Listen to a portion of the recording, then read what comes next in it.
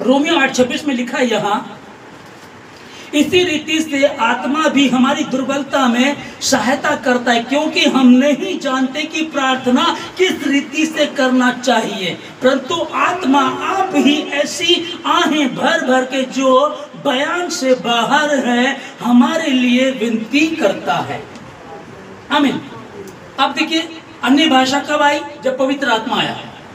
तो पवित्र आत्मा आया तो अन्य भाषा आई। फिर अगर आप अन्य भाषा नहीं, उस समय नहीं भी बोल पा रहे, पर अन्य भाषा को आपको आता है, आपने अन्य भाषा बोलना शुरू किया और आप पवित्र आत्मा में बने रहते हैं। आपने कहा सारी दुनिया की सब चीजें बाद में, सबसे पहले परमेश्वर। पहले मैंने प्रार्थना करनी है तो काम पर जाना, पहले प्रार्थना करनी तो मैंने किचन को संभालना, पहले प्रार्थना करनी तो बच्चों को स्कूल भेजना, पहले प्रार्थना, बाकी सब उसके बाद। और जब आप ऐसा करेंगे तो आपने अपने बच्चों के साथ क्या भेज दिए? स्वर्गदूत भेज दिए।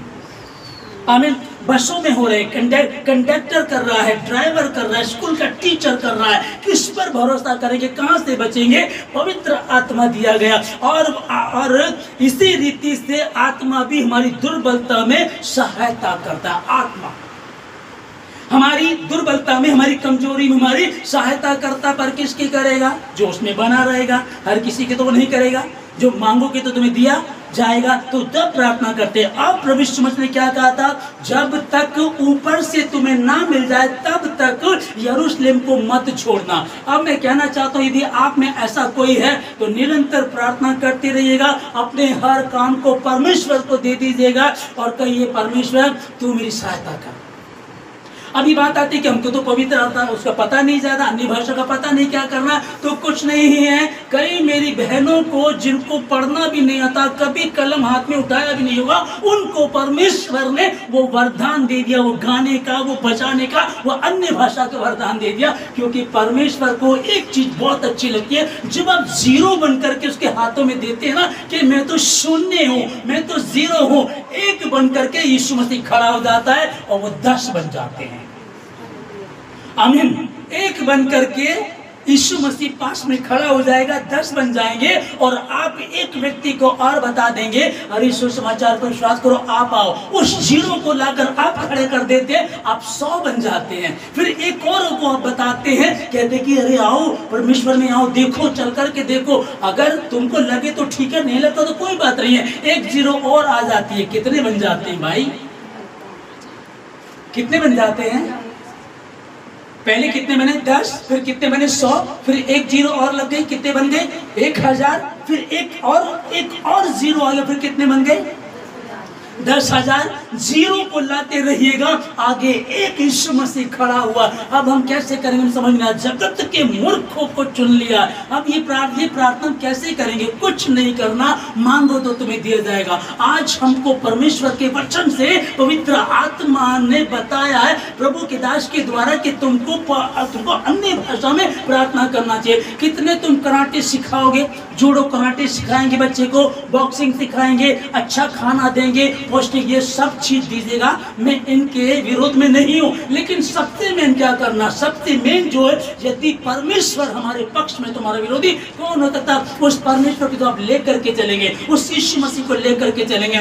मैं बता रहा हूँ आप लोगों को, और मैंने जो गवाही, सच्ची गवाही आपको बताई है कि उस बहन को जब उठा करके, क्रिश्चियन लड़की को, मसीह यीशु को मानने वाली लड़की को जब गुंडे उठा करके लेके गए और उसने अन्य भाषा में प्रार्थना करना शुरू किया, क्या हुआ? वो कंफ्यूज हो गए। हालेलुया। अब आपको लग रहा है कि परिवार में देखकर कुछ भी कैसे, अब ये नहीं कि उसी समय कैसा भी कुछ लग रहा है कि बेटा अभी तक तो ठीक चल रहा था, अब ठीक नहीं चल, क्या किया जाए?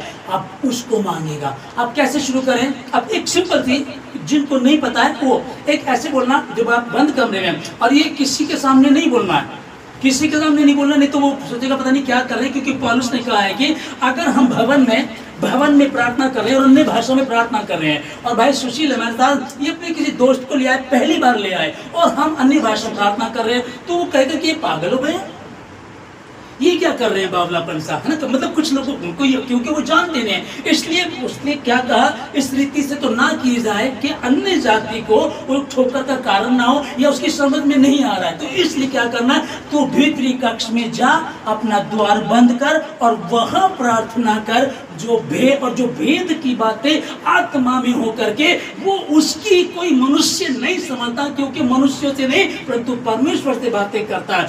वहां बंद कमरे में प्रार्थना करेंगे। अब कैसे आपकी ये प्रॉब्लम्स, दिक्कतें यीशु मसीह के नाम में जाएंगी। कैसे आप चाह रहे, कैसे मैं बताऊं। एक बार बच्चे से काउंसलिंग कर ली, अपनी बेटी को 2 बार समझाया, 4 बार समझाया, नहीं समझ रही है। मैं कल किसी परिवार में था तो वो बता रहे कि यार वो लड़की उनके साथ भाग गई थी। फिर क्या हुआ, बड़े हमने तो बड़ा समझाया, वैसे 1 बार समझाया, 2 बार समझाया, लड़की 3 बार लड़के के यहाँ जाकर बैठ गई, फिर भी समझ में नहीं आया। बाद में चलो उन्होंने शादी कर ली, कोई बात नहीं है। तो मैं इस बार विचार कर रहा था कि हम जो काउंसलिंग करते हैं ना, तू ये करना शुरू कर दे, तू ऐसा करना शुरू कर दे, तू ये करना शुरू कर दे। हम लोगों को सिखा रहे हैं, हम ये भूल गए कि ये मूर्खता है। हमने बहुत करके देख लिया, अब हम थक गए हैं। जहां हम थक जाते हैं वहां से परमेश्वर काम करना शुरू करता है। आमीन, है ना। इसको मांगिएगा। अब इसको आप भीतर कष्ट में होंगे, आप धीरे धीरे कैसे प्रार्थना शुरू करेंगे। जो अन्य भाषा की, पहले प्रार्थना करें, प्रभु जी आपके वचन में हमने पढ़ा है। फिर आपने कहा मांगो तो दिया जाएगा। फिर मैं मांगता हूँ, ढूंढो तो पाओगे। मैं ढूंढना शुरू करता हूँ, करती हूँ। वचन में पढ़ना शुरू किया, आपने कहा ठहरे रहना, वो ठहरे रहे। अब मैं भी यहाँ ठहरा रहूंगा, मैं भी ठहरे रहूंगी। हम प्रार्थना करते रहेंगे, प्रभु तेरा धन्यवाद। फिर क्या होगा, जो वो ठहरे रहेंगे तो पवित्र आत्मा उतरेगा। फिर अन्य भाषा में वो प्रार्थना करेंगे। फिर अभी प्रभु जी मुझे नहीं आता, मुझे भी दीजिएगा। शुरू कैसे करना, आप सिंपली क्या करेंगे, प्रार्थना करी। आपने जो भी शब्द बोलने हैं परिवार के लिए, 2, 4, 10, 20 शब्द, 2, 4 भी प्रार्थना कर लिया आपने। जो बोल करके करते हैं, मेरे बेटे को संभाल, परिवार को, कारोबार को, ये बोल दिया। उसके बाद आप करना शुरू कीजिएगा, इस तरह बोलना शुरू कीजिएगा। ये भी सिर्फ आपको शुरुआत बता रहा हूँ, ऐसे करते जाइएगा। अगर कुछ नहीं आ रहा तो भी करते जाइएगा। 10 मिनट, 15 मिनट, 20 मिनट अगर कर सकते तो करते रहिएगा। उसी बीच में पवित्र आत्मा आएगा और तुम अन्य भाषा का वरदान पालोगे और तुम बोलना शुरू करोगे, और तब तुम्हें मालूम पड़ेगा सच में परमेश्वर उस प्रार्थना के कारण। क्योंकि कोई मनुष्य तो समझता नहीं है, और भेद की बातें आत्मा में होकर के करते, और करते किससे हो, परमेश्वर से। तब वो वरदान देगा। और जब प्रार्थना होगी तो ये परमेश्वर ने आपको दिया, ये ट्रांसफर होगा आपके परिवार में, आपके घराने में, और बंधन टूटेंगे यीशु मसीह के नाम से। और लेकिन आगे रोमियो 8:27 में लिखा है, और मनों का जानने वाला जानता है कि आत्मा की मनसा क्या है, क्योंकि वह पवित्र लोगों के लिए परमेश्वर की इच्छा के अनुसार विनती करता है। आमीन। ध्यान से समझिएगा इस चीज को, खतरनाक बात है ये। बहुत आसानी से रहता ना, मैं तो क्रिश्चियन परिवार में पैदा हुआ हूँ, मेरा तो बाप भी ईसाई है, मेरा तो बाप भी बिशप था, पास्टर था, तो हम तो खानदानी है। कुछ लोग इन बातों को लेकर के खतरे में पड़ जाते हैं और कुछ पा भी नहीं सकते, उलझ जाते हैं। ध्यान से समझिएगा, क्योंकि डॉक्टर के घर में जो बच्चा पैदा होता है वो डॉक्टर ही है ना। हाँ जी, डॉक्टर का बेटा है, नहीं जरूरी नहीं, जैसे पैदा हुआ डॉक्टर है क्या वो, ठीक है ना, तो बाद की बात है ना। तो डॉक्टर के घर में जो पैदा हुआ क्या है, डॉक्टर का बेटा है। इंजीनियर के घर में जो बच्चा पैदा हुआ वो इंजीनियर का बच्चा है, इंजीनियर नहीं है। तो क्रिश्चियन फैमिली में जो बच्चा पैदा हुआ वो क्रिश्चियन फैमिली में बच्चा पैदा हुआ है, लेकिन क्रिश्चियन नहीं है। हाँ, डॉक्टर के घर में पैदा होने का एक बेनिफिट है कि उनको वो सब चीजें पता है, पढ़ाई कैसे करनी है, साइंस दिलाना, आर्ट दिलाना, कहाँ कहाँ स्टडी होगी, क्या कराना, वो सब समय उनको पता होता है। ये एक आसान हो जाता है। मसीह में पैदा होने से ये आसान हो जाता है, इसको संडे स्कूल में भेजो, प्रार्थना सिखाओ, इसको प्रार्थना सिखाओ और उसको चर्च में ले जाना शुरू करो, शाम की प्रार्थना करो, दिन की प्रार्थना करो, तो ये समाधान हो जाता है हमारे साथ। लेकिन अगर कोई कहे कि मैं तो वहीं पैदा हुआ हूं, तो आप पैदा हुए होंगे, राजा का बेटा राजा होता था, आज नहीं है। हालेलुया, आज नहीं है। तो ये अभी हमने जो रोमियो 8:26 में पढ़ा लिखा दिख दी, इसको समझिएगा।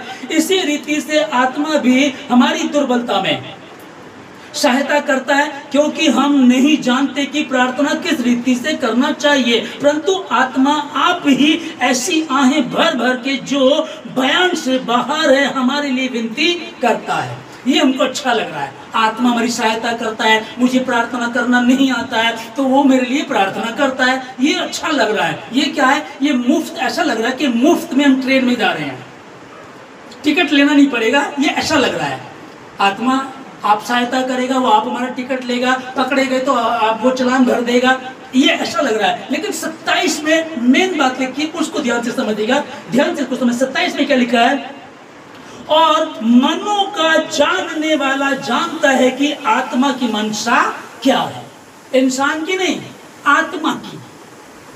हालेलुया, आत्मा की मंशा क्या। और ये देखो, हम कहते हैं ना मगरमच्छ के आंसू होते हैं, हम लोग एक्टिंग भी करते हैं, लोग शातिर भी होते हैं, लोग दूसरे को झूठ सच बोल करके कन्विंस कर लेते हैं, लेकिन हम परमेश्वर के सामने खड़े नहीं रह सकते, औकात नहीं है हमारी, हम उसके सामने खड़े होकर के कहें प्रभु नहीं ऐसा नहीं, ऐसा था प्रभु जी, प्रभु मैं 2 बार उपवास रखता हूँ, मैं दशमांश भी देता हूँ, मैं ये करता हूँ, मैं ये करता हूँ, मैं ऐसा तो बिल्कुल भी नहीं हूँ। तो परमेश्वर ने क्या कहा, वो नहीं, पर वो जो दूसरा था, जो कह रहा मैं अधर्मी हूँ, मैं पापी हूँ, मैं कैसे आंखें उठाऊं तेरी तरफ, तो कौन, परमेश्वर मनों का जांचने वाला है।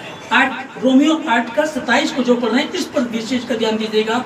और मनों का जानने वाला जानता है कि आत्मा की मनसा क्या है, क्योंकि वह पवित्र लोगों के लिए, किसके लिए जी, ईसाइयों के लिए, जो मसीह घर में पैदा हुआ उसके लिए, पास्टर के बच्चे के जो उसके यहाँ पैदा हुआ, पास्टर भी प्रभु की सेवा कर रहा है, उसकी पत्नी भी सेवा कर रही है, उसका बच्चा उसके लिए नहीं। हाँ, हमारी आशीष इनमें ट्रांसफर होगी, हमारे द्वारा इनको बरकत मिलेगी, लेकिन तो भी इनको मेहनत करनी पड़ेगी। ये वचन के लिए इसमें क्या लिखा है,